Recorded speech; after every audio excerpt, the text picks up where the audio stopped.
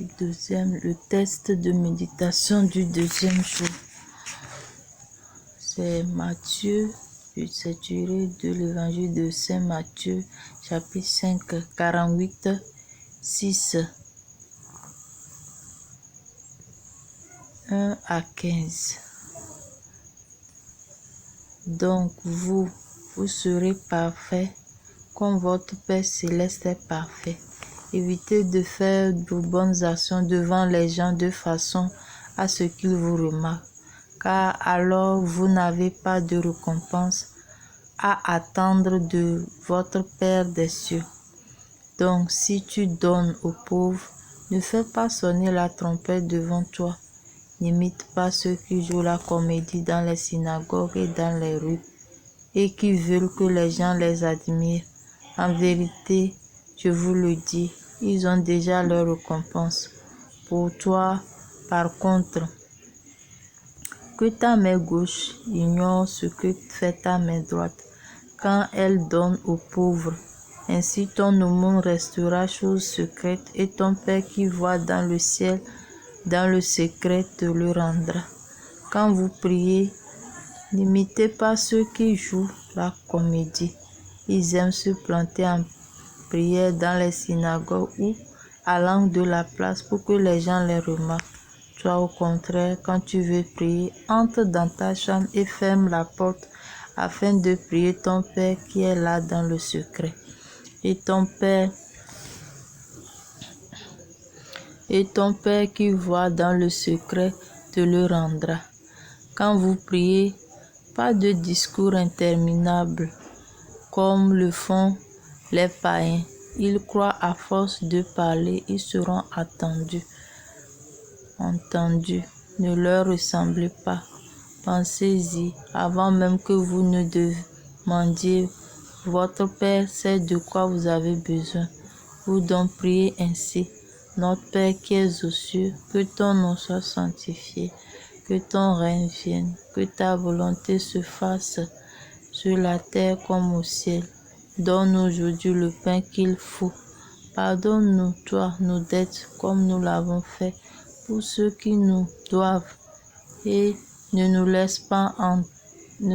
laisse pas tomber dans la tentation, mais délivre-nous du mauvais. Sachez-le, si vous pardonnez aux autres leurs offenses, votre Père céleste vous pardonnera aussi. Mais si vous ne pardonnez pas aux autres, votre Père non plus ne vous pardonnera pas vos offenses. Donc, pour ce deuxième jour, nous devons quitter l'esprit du monde. Nous devons abandonner l'esprit du monde dans les textes de Saint Matthieu, chapitre 5, verset 48 et le chapitre 6, verset 1 à 15, nous sont proposés comme méditation. Donc, on nous dit ici d'être parfait comme notre Père céleste est parfait et on nous montre le chemin de la perfection. Comment être parfait? Pour être parfait, Jésus nous dit d'éviter de faire des actions pour que les gens nous voient. Que ce soit au niveau des bonnes actions, c'est-à-dire dans ton cœur, si tu as quitté l'esprit du monde, tu n'as pas besoin que les gens sachent que tu es bon. C'est-à-dire tu veux que les gens voient que toi tu pries chaque jour, tu fais telle chose. Non. Que tu es parfait, que toi, en tout cas, tu es correct. Non, c'est pas comme ça.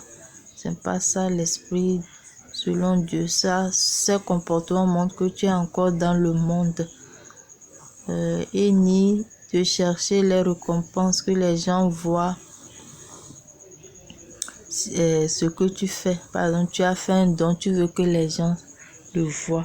Et très souvent, le diable fait ça pour nous voler nos bénédictions. Nous savons que quand on dit que notre Père nous le rendra, c'est-à-dire il va nous récompenser. Mais le diable fait tout pour que on ait cette récompense-là sur cette terre pour qu'on perde nos bénédictions, c'est-à-dire la récompense que Dieu nous donnera Donc c'est à nous de faire attention pour éviter cela.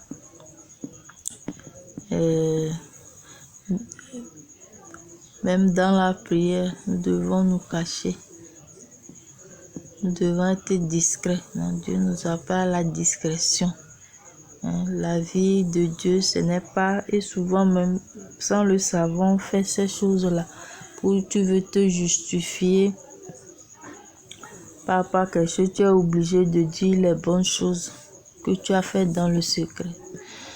J'ai vu que c'est difficile de convaincre l'homme de ce que nous sommes. Seul Dieu nous connaît et ça va, ça suffit. L'homme, si tu veux tout faire pour que l'homme t'accepte, c'est peine perdue. Parce que l'homme lui-même n'est pas saint, n'est pas parfait. Il est exigeant, mais lui-même, ce qu'il demande aux autres de faire, il ne le fait pas. C'est-à-dire ce qu'il attend même des autres, lui-même, il n'arrive pas à le faire. Donc, pourquoi chercher à plaire à l'homme?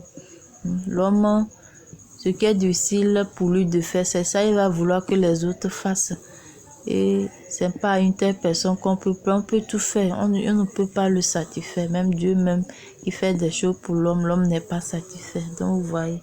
Donc, ne cherchons pas à satisfaire l'homme, mais à chercher nos justifications auprès de l'homme. Car c'est l'esprit du monde et on ne va pas s'en sortir. L'important, c'est de voir ce que je fais. Est-ce que Dieu approuve?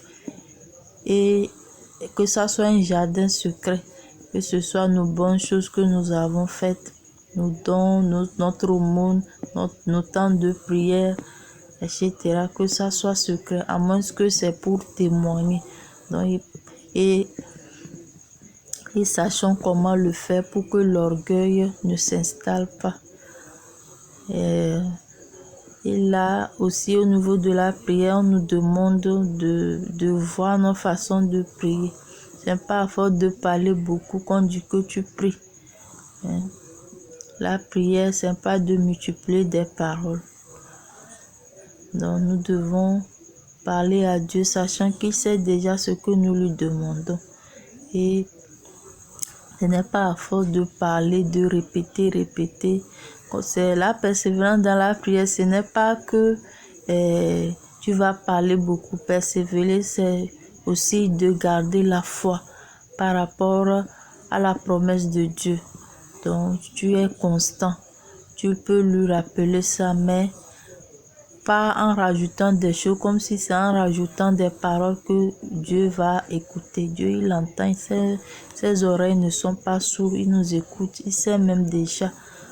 Par exemple, moi je vois par rapport aux promesses de Dieu, Dieu te fait une promesse, mais il attend que tu pries pour entrer dans cette promesse. Et la prière vient juste pour écarter les obstacles qui sont là encore et qui t'empêche de rentrer dans cette promesse. Donc tu vois déjà qu'avant de prier même, il y a déjà ce que tu veux. Dieu t'a déjà donné ça. Il veut juste que tu rentres en possession de cela. Et c'est là que la prière vient et prend toute sa place. Donc d'où la persévérance de la prière. Donc ce n'est pas les paroles abondantes, mais c'est ce qu'on dit avec le cœur et avec la foi qui fait que Dieu nous exauce. Et ici, Jésus nous montre comment prier. Dans la prière du Notre Père, dans les anciennes vidéos, on a essayé de parler de chaque phrase du Notre Père. C'est la prière par excellence que Jésus nous a montré. Cette prière-là qui est efficace. Si nous ne savons pas que nous pouvons prier avec foi cette prière-là et Dieu les exaucera toujours. Et ici, à la fin, il nous parle de pardon, le pardon. À la fin du Notre Père, il faut que nous sachions que le pardon de Dieu est conditionné à notre pardon que nous donnons aux autres, mais aussi à nous-mêmes. Il y a des gens qui n'arrivent pas à se pardonner. Ça aussi, il faut que vous sortez de ça. Très souvent, la culpabilité malsaine, c'est-à-dire, on dit si Dieu si notre cœur ne nous condamne pas, Dieu aussi ne nous condamne pas. Je ne sais pas comment cela est dit. Si par exemple tu as des gens qui te mettent la pression, disent tu es mauvais, et tu sais que ce que tu as fait c'est bon, ce n'est pas mauvais. Rentre dans ce que ton cœur te dit. Si tu as la conviction que c'est une bonne chose, c'est bon, tu avances. Ne pas se culpabiliser. Accepter notre faiblesse et laisser Dieu venir faire les choses pour nous. Donc, ce temps que nous avons pris pour méditer ces textes-là, que l'Esprit Saint vienne nous visiter afin que tout ce qui est encore en nous comme l'esprit du monde puisse quitter, que ce soit de par la prière, que ce soit notre cœur qui garde encore des gens dans nos cœurs,